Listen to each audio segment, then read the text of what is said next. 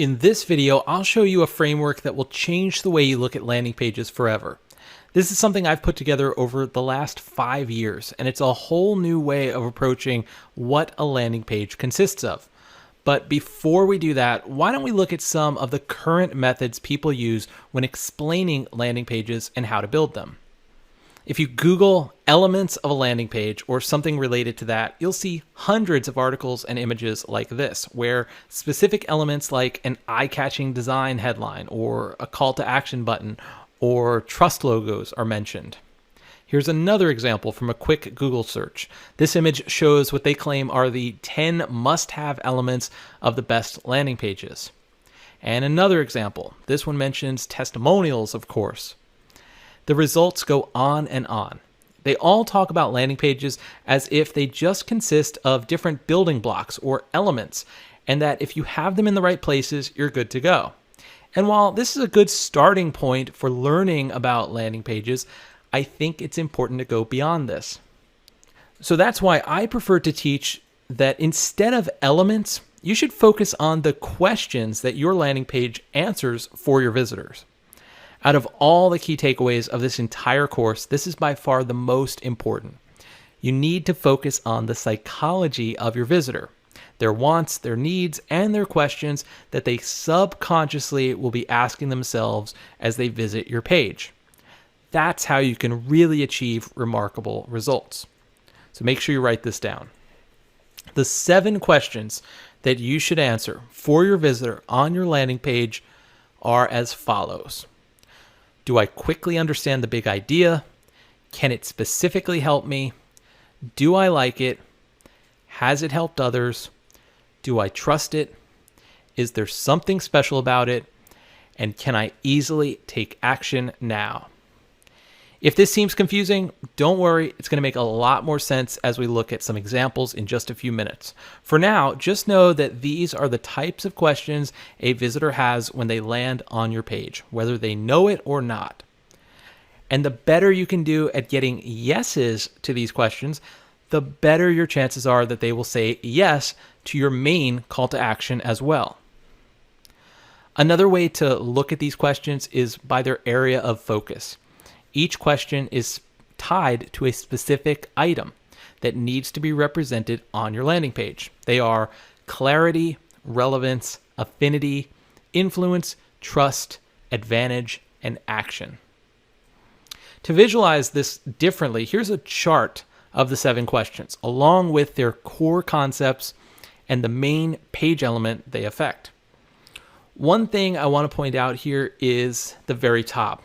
See where it says audience alignment and message match? What this means is that you need to start by ensuring that you have the right traffic or visitors coming to your landing page. Otherwise, none of this matters. You get the right traffic by aligning the message in your ad or email to the message on your landing page. That's called message match, and we're going to talk about it in more detail later. As for audience alignment, this simply refers back to the OAT formula, which we talked about, showing the right offer to the right audience at the right time. So make sure you're creating customer avatars for your campaigns and that you're using the stages of awareness to get the timing of your messaging right. That way, your traffic will be in alignment and set up for success. If that's the case, then all you have to do is focus on answering these 7 questions on your landing page, and you'll have a great chance of getting that aligned visitor to convert. Okay, we're now going to look at each of these items in detail using a real-life example. For this part, we'll use this actual page from a brand called Topology. They make custom-made glasses based on your specific face size, shape, and dimensions. You download an app and scan your face, and they custom build a pair of glasses just for you. It's a very revolutionary concept for sure, and they did a great job with their landing page here. So let's go through each of the 7 questions one by one using Topology's page as an example. We'll start with the clarity question. Do I understand the big idea? What is the big idea? Well, if you've ever watched the television show Mad Men, then you know what I'm talking about. Every ad pitch in Mad Men contained a big idea. For example, in this episode shown here, the main character, Don Draper, is pitching a campaign idea to a cigarette company in the 1960s, when this type of advertising was very common. He wants to focus on the fact that the company's cigarettes are toasted. That's what he wants people to remember. These aren't your ordinary cigarettes, they're toasted. So your landing page also needs to have a big idea. And it needs to be something the visitor can grasp within just a few seconds of visiting, without having to scroll too far. Ideally, your big idea should be able to be understood within just 5 seconds from visiting. In the case of Tapology, they do a good job of this in their hero section. Their headline says, "Glasses for every one face, not everyone's face." And they have a very bright, positive image of a woman wearing glasses. You immediately know that this has something to do with glasses, maybe customized glasses made just for me. And you can see that what they want you to do is download their app. It's not the full story, but it's enough to get the big idea. The better you can do at this concept on your landing page, the more likely it is that people will stick around and keep reading. Remember, people don't want to expend a lot of mental energy when they visit your page. They want to quickly get the big idea and get on with it. So make it short and make it direct if possible. Okay, let's look at the second question, which is all about relevance. The question is, can it specifically help me? Now, what I refer to as it, I'm talking about whatever the big idea is, or whatever the product or service is on the page. So can it help me? People want to know right away if you have something that is of value to them. WIFM, or what's in it for me, is a very popular expression among marketers. You need to show people what's in it for them, or else you'll lose them. The better you can do this and tie it back to specific problems that your visitor faces based on your customer avatar, the more relevant the experience becomes. As an example, let's think back to the 3 landing pages I shared early on. First, we had the page from Unbounce, where the offer is to preview the landing page builder. Since this was a click-through page, there isn't a request to buy now or get a free trial immediately. It's simply a request to jump in and see how the product works. In the second example from Digital Marketer, the offer is a free ebook that teaches you about Facebook ads. And in the third example from Hustle Case, the offer is to actually buy the Hustle Case product for your laptop. But it's important to note that the product or service that you're offering is not usually the end result. It's only the means to the end for your visitor. Looking at the example of the free ebook that teaches you about Facebook ads from digitalmarketer.com, this is not the end result. The visitor doesn't want the ebook just to have the ebook. They want what the ebook can give them, which is the knowledge of Facebook ads. And we can even step beyond that and say that the visitor doesn't just want the knowledge, they want the results that they can achieve from that knowledge. They ultimately want to create better Facebook ad campaigns and get better results. We can keep going on and on with this rabbit hole, so I'll stop there. But the point is this: you need to know what the ultimate end goal is for your visitor and know what they want to get out of your offer, and make sure this is mentioned on your page. That's how you'll answer the relevance question: can it help me? To use an example from the Tapology page, here's a section that talks about the features and benefits of the Tapology app. As you can see, they're focusing on the features and benefits of the app. They're not going too far down the rabbit hole just yet, talking about how their glasses will change your life. That's for later. For this part, the offer is to get you to download the app. So the relevance needs to focus on the things that are tied to the app to compel the visitor to download it. But if you look at this section and ask yourself the question, can the app specifically help me? You'll start to see that these bullet points certainly help answer that question. Okay, the third question your visitors will subconsciously ask themselves when visiting your page is, do I like it? I call this the affinity question, and it's probably one of the most difficult to answer. It's not easy getting someone to like something new or unfamiliar, yet that's exactly what we're trying to do. A lot of times people will make a decision if they like a person or company within a fraction of a second of meeting them. In a study by Google, they found that visitors make their first impression of a website or page within 50 milliseconds. So you need to make a great first impression to keep people from bouncing or putting up their guard. One of the best ways to do this is through the visual design of your page. You want your landing page to look pleasing to the eye and to look professional. It needs to be easy to navigate and easy to engage with. It also needs to load fast. If you run into any issues in any of these areas, it could negatively affect how someone perceives your product, service, or brand in just a fraction of a second. An important core concept of the affinity question is user experience, often called UX. User experience, or UX design, is the process of creating products and services that provide meaningful and relevant experiences to the users. And while there are many UX frameworks out there, this is one I like to refer to because of its simplicity. After all, you don't need to be a UX expert to be a great landing page optimizer, but you do need to know enough about it to get by. So this is the basic UX framework. It's broken up into 5 common principles that test the overall user experience of your landing page. For example, is your landing page aesthetically pleasing? Can everyone use it? Does it make their life easier? Is it intuitive? And is it consistent? The design, copy, and interactive elements such as buttons, phone numbers, etc. need to align with these principles in order to create the best user experience possible, and therefore allow the visitor to answer the affinity question with a resounding yes. Going back to our Topology landing page example, their landing page is very well designed with a simple color palette, images that show happy people from their target audience using the product, and a very legible font. Their call to action buttons are clearly defined and stand out from the rest of the page. And when necessary, they use animations and other interactive elements to simplify complex concepts in order to make sure people understand what they're offering and how it works. This is not only a very usable page, but it adheres to the basic UX principles. It's very easy for someone to visit the page and have a high level of affinity towards the brand and towards the product. In other words, they like it.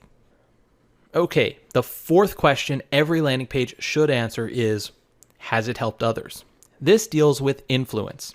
In other words, does your page convey social proof that lets the visitor put themselves in someone else's shoes and see how their own similar problems can be solved with your product or service?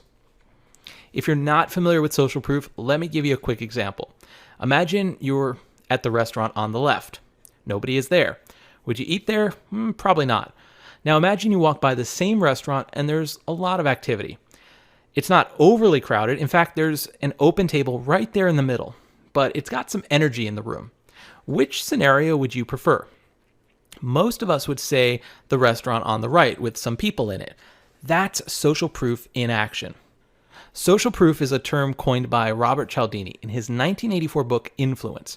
It describes a psychological and social phenomenon wherein people copy the actions of others in an attempt to undertake behavior in a given situation. I highly recommend you check out Influence. You can find a link to the book in the section below. Another way of describing social proof is seen here from Talia Wolf at Get Uplift.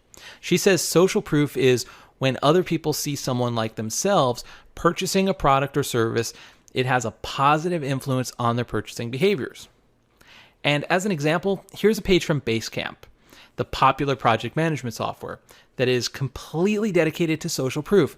Now, if you ask me, they went a little overboard, but the point that they're trying to make is clear. They have a lot of social proof. People love them and love their product. Taking this back to our Topology example, there's an entire section of the page dedicated to social proof. You could see some customer reviews from Trustpilot, a verifiable third party, some testimonial quotes below. They even have an aggregate number of reviews and their overall rating displayed too. And the fact that it's not a perfect 5 stars makes it even more authentic and believable. After all, nobody's perfect. I think this is a great example of the different ways you can display social proof. It doesn't always have to be a testimonial in a box. You can use aggregate social proof too, like they're doing with their Trustpilot rating. There's lots of ways to approach it.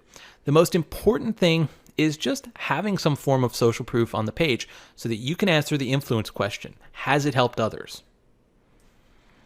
Moving on to the fifth question, do I trust it? This is obviously all about conveying trust throughout your page. As the old sales saying goes, people buy from those they know, like, and trust. Well, even if what you're selling is free, like a free ebook or lead magnet, it's still very important to build trust with your visitors. If they don't trust that you'll deliver on your promise, then nothing you do or say matters. When we think about trust, there are certain elements that go into it. I sum it up in this trust triangle that I created based off of the trust equation by Charles H. Green. In this simplified diagram, we can see three separate components that build trust: credibility, reliability, and security. Credibility has to do with perception. Do you believe what they are saying? Common ways to build credibility on a landing page include the use of trust indicators of brands, logos, trainings, certifications, clients you've worked with, etc. Reliability has to do with actions. Do you believe that they'll actually deliver? You can increase the perception of reliability by including info or stats on what the brand has already done in the past, maybe by mentioning the number of clients you've worked with. And security refers to the safety or security that we feel when entrusting someone with something. You can increase the perception of security by mentioning things like a money-back guarantee or by improving the overall design of the page to make it more professional. You could also use security seals that talk about security or include phrases that mention how you'll protect the visitor's information. When you have all three of these elements on your page, you have a high likelihood of building trust among your visitor and thereby answering the trust question for them. And this brings you one step closer to the conversion goal. On the Topology page, they're using several different forms of trust indicators. They have some trust logos from notable media sources where they've been featured. They also have a section called Our Promise that mitigates risk and shows that their glasses come with a satisfaction guarantee and a warranty. And lastly, the page is secure, of course, which can be seen in the URL bar. This is super important and something you should set up for every page you build. Make sure it has a valid security certificate. While we won't go into the specifics of how to set up this in this course, I will say that most landing page builders like Unbounce and Instapage include the security certificate for you. If not, you can explore free tools like Let's Encrypt to get it configured on your site. Okay, moving on to the advantage question. This is where we try to answer the question, is there something special about it? In other words, what is unique about our offer or our brand that stands out? What will the visitor remember when comparing us to the competition? The core concept we're talking about here is known as the unfair advantage. Some of the strongest brands have very well-defined unfair advantages. For example, Amazon's unfair advantage in their early days was their significantly lower operating costs due to their lack of brick-and-mortar stores. Hulu's unfair advantage against other streaming services is their exclusive relationships with many major networks. And Dyson's unfair advantage is their Cyclone technology that made their vacuums much more advanced than anything else out there on the market for a very long time. So what's your unique advantage or unfair advantage for your product or service, and how will you relay it on your landing page? That's something to think about. For Topology, their unfair advantage is that thanks to their mobile app, they can custom make glasses that are made for you and you alone, based on over 2,000 measurements of your face. If someone wants the perfect fit with their glasses, it's hard to compete for that buyer if all you offer are standard one size for everyone frames. Okay, we're almost finished here. The last question you'll want to answer on your page is, can I easily take action now? This deals with getting the visitor to take action. After all, that's our end goal, right? We want the visitor to take some predetermined action, whether it be to fill out a form, give us a call, download an ebook, complete a survey, buy a product, or something else. And that's why this is called the action question.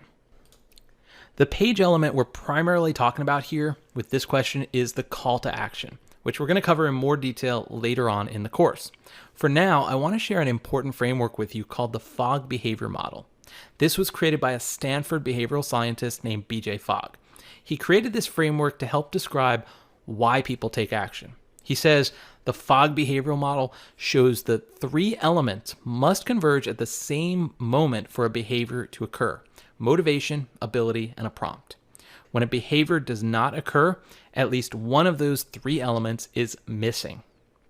Let me give you a quick example of this in action. Imagine you're in a meeting at work and your phone rings. If you look at the caller ID and you see it's from someone very important for whom you were expecting a call, your motivation to answer the call is very high. However, if you're unable to leave the meeting without getting in trouble, you might not have the ability to answer the call right now. And if your phone was on silent and it was in your pocket, you wouldn't even know that you were getting a call and therefore lacked the prompt. All three of those elements had to collide for you to answer that call. You needed to have the motivation, the ability, and a prompt needed to be present. This framework applies to the landing pages. You need the visitors to want to take action or have high motivation. They need to have the ability to take action, and you do this by having good usability on the page. And they have to have a prompt for what to do next. That's your call to action.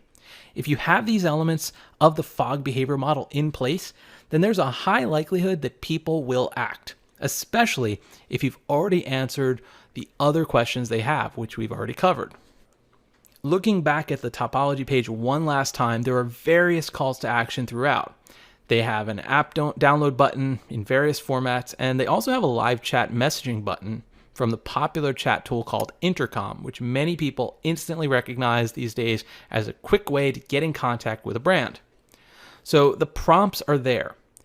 And if the rest of the page did its job, the motivation to engage with these prompts already exists at this point too.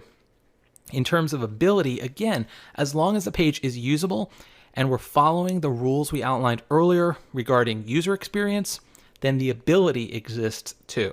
So everything's coming together to compel the visitor to take action. So there you have it. We got through the most important part of this course, the 7 questions every landing page should answer. To recap, here they are again. First, the clarity question. Do I quickly understand the big idea? Then the relevance question. Can it specifically help me? Then the affinity question. Do I like it? Then the influence question. Has it helped others? The trust question asks, do I trust it? The advantage question asks, is there something special about it? And the action question asks, can I easily take action now? When you answer all of these questions for your landing page visitor using the core concepts and page elements we talked about, you're setting yourself up for success. Up next, we're going to do a deep dive into marketing psychology in part 3 of this course called The Psychology of Persuasion. I'll see you there. So that brings us to the end of part 2 of this landing page course. I hope you're just beginning to see how important it is to think about landing page optimization in a new light by focusing on the questions behind each and every element on a page. The better you can answer those questions for your visitor, the better your chances are of getting them to take action.